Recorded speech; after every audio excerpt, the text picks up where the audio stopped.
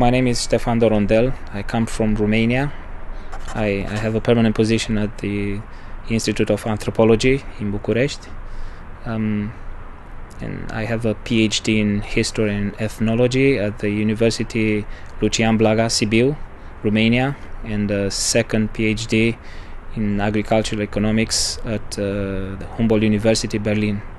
My job here at Rachel Carson Center is to turn my dissertation into a book, and the subject of the book and of my research is to understand how the socialist state transformed into post-socialist state, and how this transformation had an impact over the landscape, over the land use in post-socialist period.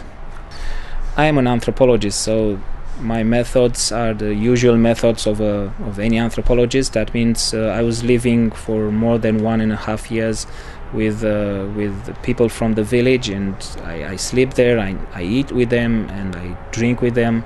So I try to become one of them in order to understand how they live and what is their behavior. So that's one of the methods. It is called participant observation.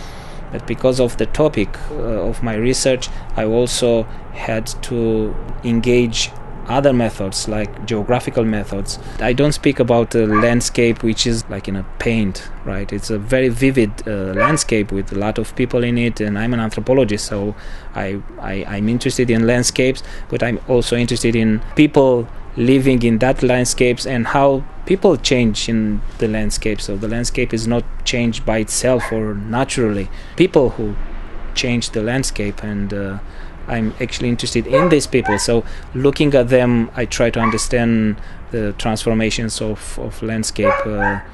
I'm interested to see how the land use has been changed.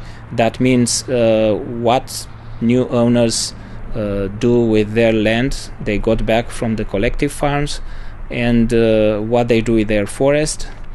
And this is the focus of my research. There are some important changes. The first important change is the land fragmentation. The landscape, it's very fragmented, short, narrow stripes of land.